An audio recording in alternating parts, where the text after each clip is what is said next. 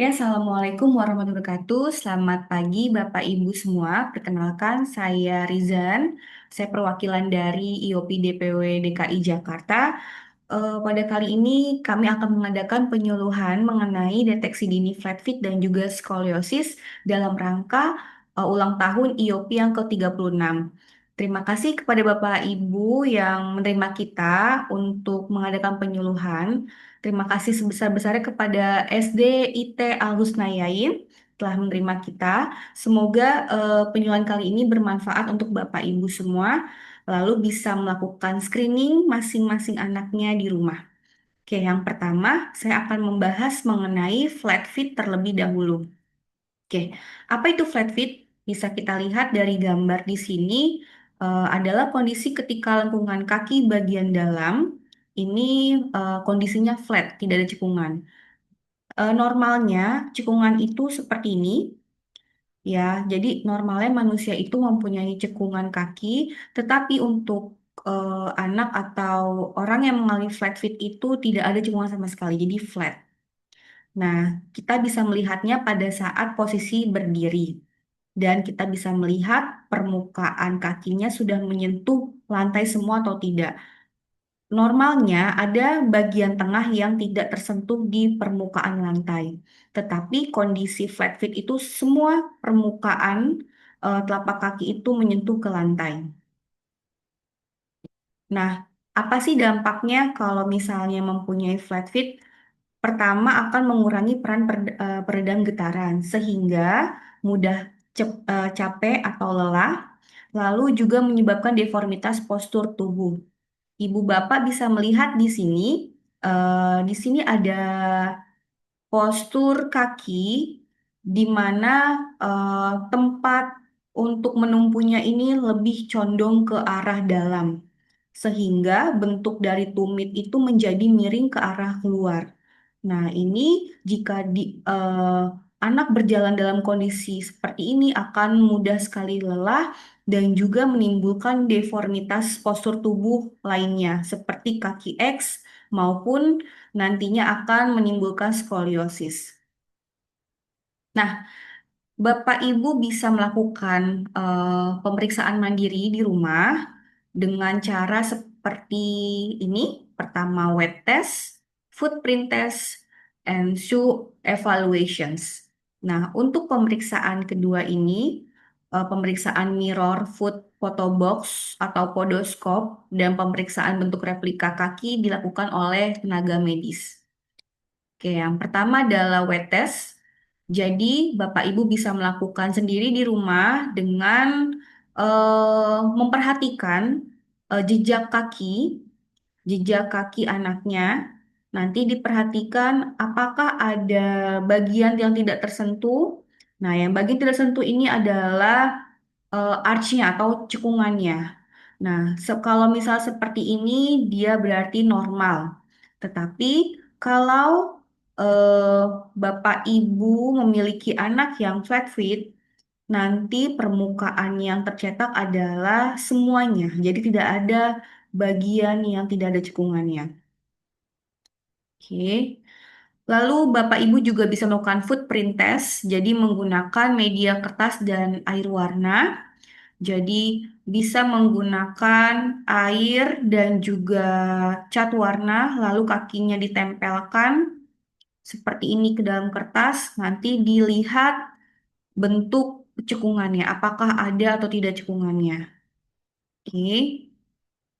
Dan yang terakhir adalah shoe evaluations. Jadi Bapak Ibu bisa mengecek bagian sepatu yang paling bawah yang terkena tanah.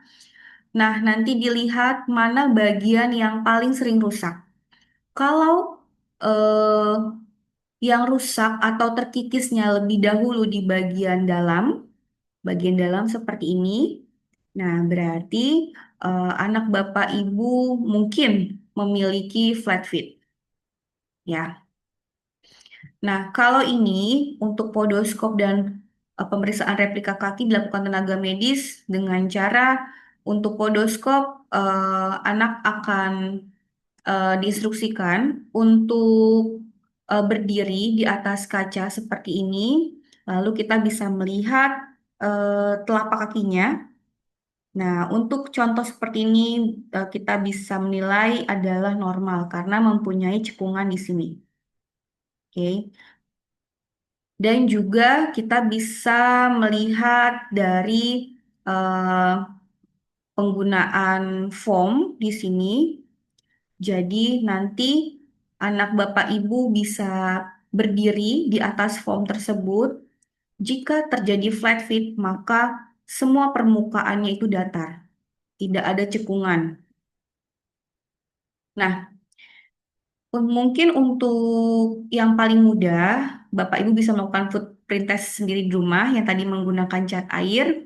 Ini adalah alat dan bahan yang disiapkan. Bapak Ibu hanya membutuhkan kertas, wadah tempat air, eh, dan juga tinta air yang berwarna, papan datar, dan kursi. Lalu untuk prosedurnya, Bapak Ibu bisa menginstruksikan anaknya untuk melepaskan alas kaki, lalu celupkan kaki pada air yang berwarna tadi, dan Bapak Ibu bisa menginstruksikan anak Bapak Ibu untuk berdiri di atas kertas, ya, untuk melakukan pencetakan seperti ini. Nah, contohnya seperti ini, ya, mencelupkan food pada air warna, lalu berdiri satu kaki seperti ini untuk mentransfer bentuk permukaan kaki. Nah, hasilnya seperti ini.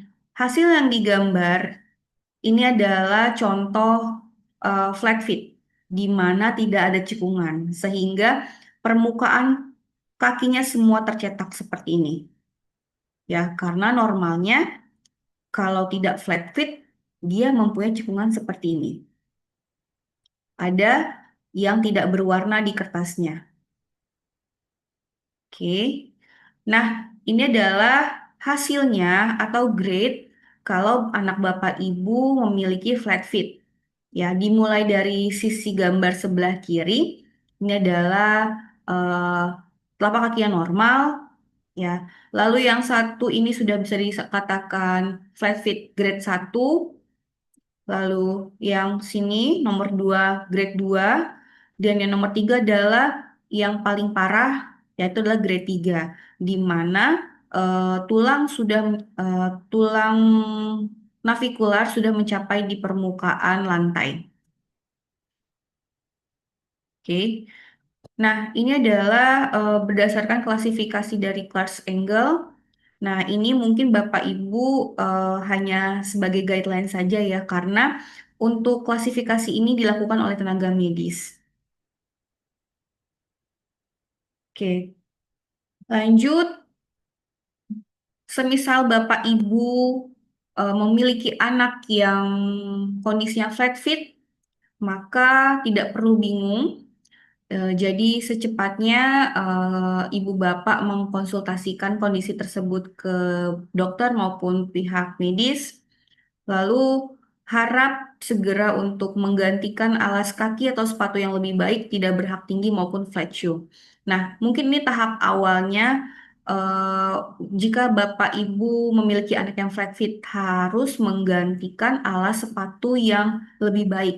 Seperti contohnya sepatu olahraga. Ya, jadi hindari untuk pemakaian sandal yang tidak berhak maupun sandal yang berhaknya tinggi sekali. Seperti itu. Lalu, jikalau sudah ke dokter, biasanya dari dokter itu menyarankan eh, untuk konsul ke fisioterapi maupun ke ortotis prostetis seperti kita ini, jikalau flat fit-nya ini itu semakin parah. Jadi, untuk fisioterapi akan dilakukan penguatan otot kaki agar otot-otot intrinsik di kakinya itu menguat dan juga untuk pergi ke ortotis prostesis jikalau eh, diperlukan untuk penggunaan insol. Insol ini adalah bagian dalam sepatu di mana ada cekungan di dalam sini sehingga yang diharapkan adalah arch atau cekungan di kakinya itu akan tumbuh dan tersupport. Nah, ini adalah ringkasannya untuk mengenai flat feet yang saya tadi sudah jelaskan. Jadi flat feet ini juga penyebabnya bisa dari keturunan, cedera otot, maupun kelebihan berat badan. Jadi kalau anaknya mengalami kelebihan berat badan yang signifikan, itu biasanya akan mengalami flat feet karena adanya berat badan yang berlebih menjadi jadi penopang tubuhnya itu akan kolaps seperti itu.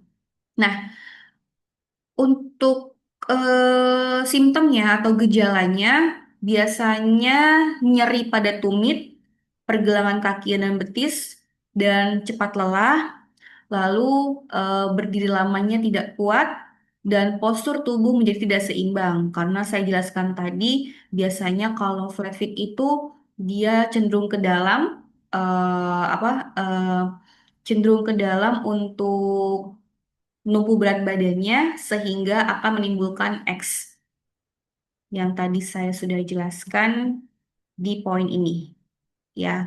Jadi kalau flat feet nanti numpuk berat badannya terlalu banyak di dalam sehingga akan menimbulkan kaki yang X sehingga postur tubuhnya menjadi tidak baik. Oke,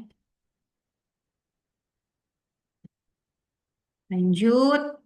Ini adalah penanganan yang tadi saya sudah jelaskan. Dan kapan Bapak Ibu harus ke dokter? Jikalau pertama nyeri terus-menerus, yang kedua sulit berjalan atau berdiri, ketiga perubahan bentuk kaki yang tadinya lurus menjadi sangat aneh ya, sangat terlalu keluar, dan juga keluhan tidak membaik dengan perawatan rumah. Oke. Mungkin itu saja yang saya berikan sedikit mengenai pengetahuan tentang flat feet. Selebihnya nanti bisa eh, disampaikan lebih lanjut pada saat offline. Lalu untuk yang kedua adalah deteksi dini skoliosis. Nah, biasanya flat feet dan skoliosis itu saling berhubungan. Ya, seperti itu. Nah, skoliosis itu apa? Skoliosis itu adalah kondisi tulang belakang yang melengkung ke samping secara tidak normal. Kebanyakan kasus skoliosis terjadi pada anak-anak sebelum masa pubertas. Jika tulang belakang melengkung semakin parah, akan merasakan sulitnya bernafas, timbulnya rasa nyeri serta kelainan bentuk pada tulang belakang. Jadi, kita bisa melihat posturnya untuk anak yang normal itu seperti ini, ya. Jadi tulangnya sejajar, tulang bahunya, dan kita bisa melihat tulang punggungnya itu lurus. Nah, untuk anak yang skoliosis, tulang punggungnya itu arah menyamping, ya. Jadi bisa dilihat untuk bahunya tidak sejajar seperti ini, yang kanan lebih tinggi, yang kiri lebih pendek, dan juga ada tadi lengkungan yang menyamping, dan juga biasanya untuk pinggangnya juga tidak sejajar, ya. Jadi Bapak Ibu bisa melihat di sini tandanya apa? Salah satu bahu lebih tinggi dan tulang belikat di sini juga lebih menonjol di salah satu sisinya.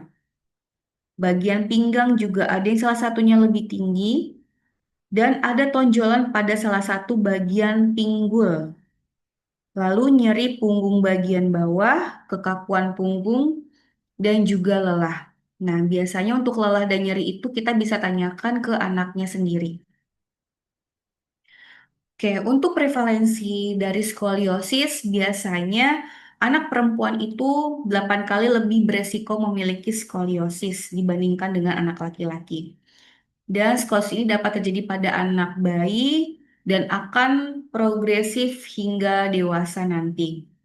Dan sekitar 3% remaja memiliki skoliosis dan kemunculan skoliosis itu pada umumnya terjadi pada saat pubertas yakni dari umur 10 sampai 15 tahun.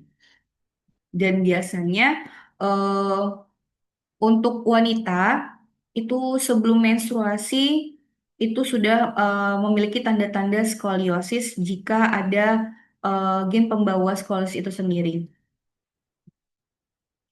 Nah, tadi yang saya sudah jelaskan, ketika posisi berdiri, yang lebih lanjut gambarnya bisa terlihat jelas seperti ini.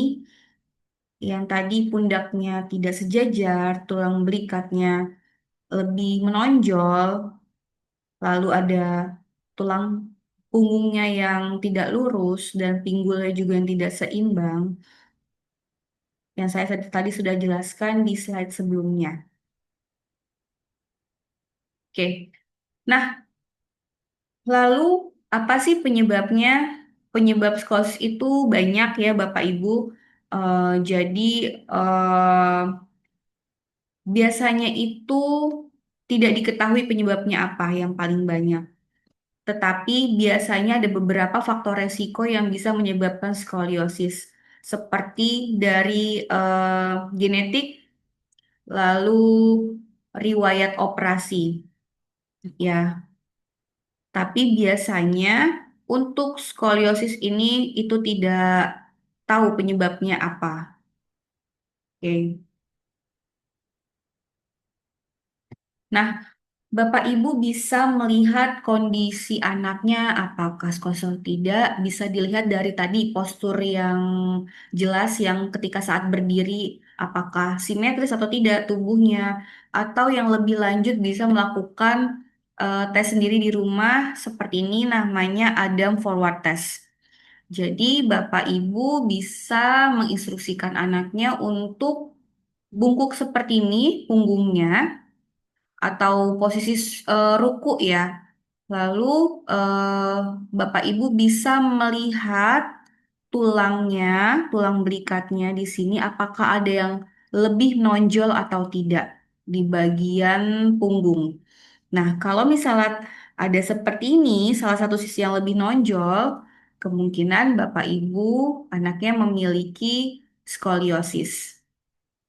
Ya, jadi Bapak Ibu bisa menginstruksikan anaknya untuk berdiri tegak, lalu bungkuk seperti ruku dan kakinya dihempitkan, diluruskan satu sama lain.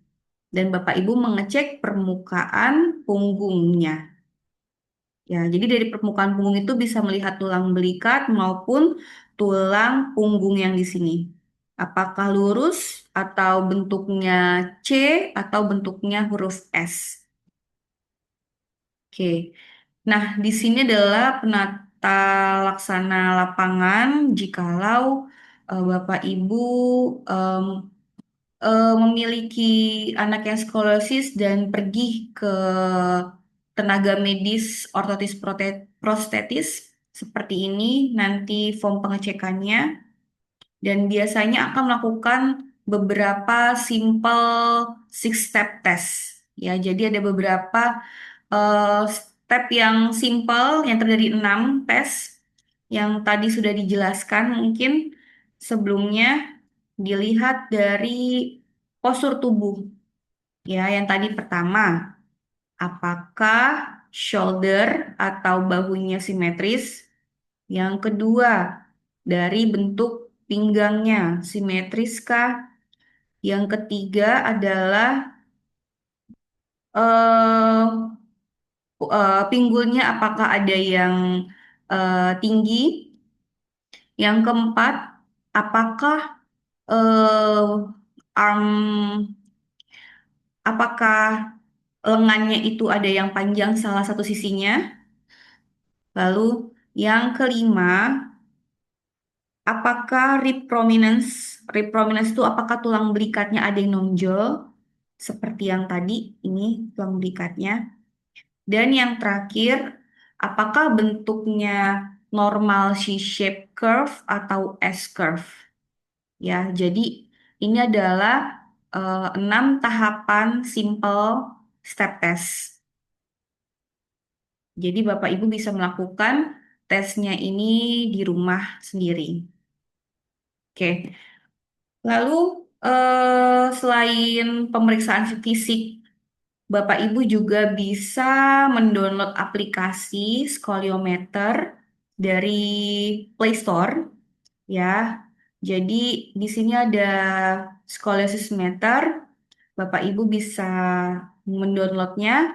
Lalu biasanya untuk jikalau sudah mendownload nanti aplikasinya itu bisa digunakan dan letakkan handphonenya itu di punggung dari paling atas sampai ke bawah dengan menggunakan handphone. Nanti garis-garisnya ini yang tadinya nol, jikalau ada skoliosis atau kemiringan, sudutnya itu akan bergeser ke kiri maupun ke kanan. Ya, kalau lurus dia akan nol terus seperti itu. Oke. Nah, treatmentnya apa Bapak Ibu jikalau memiliki skoliosis? Pertama, jangan panik. Bapak Ibu bisa observasi lagi anaknya apakah mengganggu tidak aktivitasnya. Jikalau mengganggu, Bapak Ibu bisa mengkonsultasikan anaknya ke dokter. Lalu ada terapi penguatan dan kelenturan otot ke fisioterapi dan juga pembuatan brace jikalau dibutuhkan. Nah, pembuatan brace ini jikalau sudut dari skolisnya itu lebih dari 30 derajat. Tapi ini harus dikonsultasikan juga dengan dokter. Jikalau skosis itu sangat parah derajatnya, bisa eh, melakukan tindakan operasi yang dilakukan oleh tenaga medis yang ahli. Oke, sekian skoliosis, pengetahuan skoliosis yang saya berikan kepada Bapak Ibu. Semoga bermanfaat, bisa dilakukan pengecekan mandiri di rumah, dan bisa juga dilakukan di tetangganya, di saudara, dan dimanapun.